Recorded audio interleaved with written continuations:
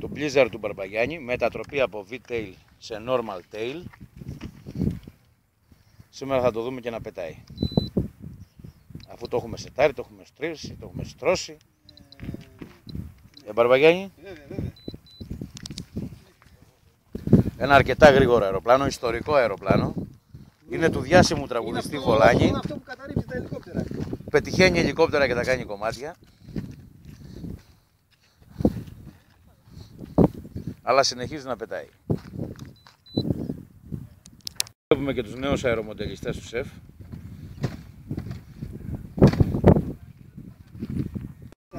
Και τα μοντέλα τα δικά μου.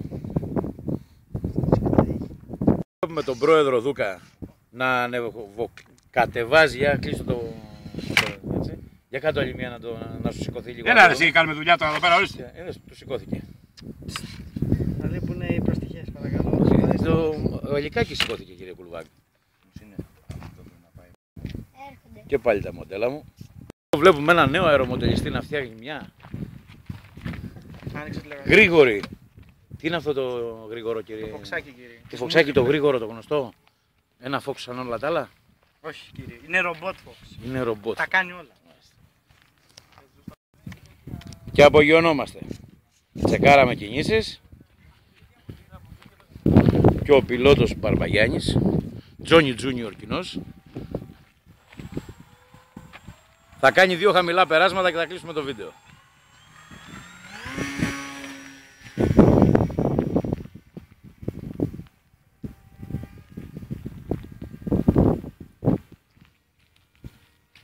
Κάτω από κοντά μας.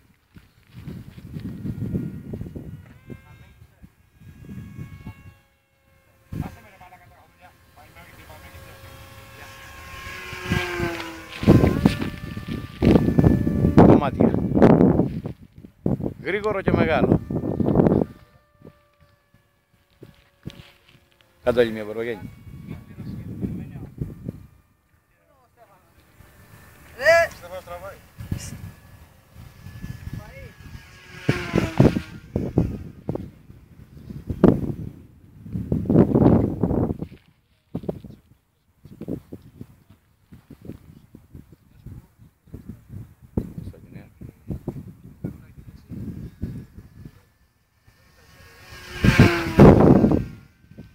Ωραία.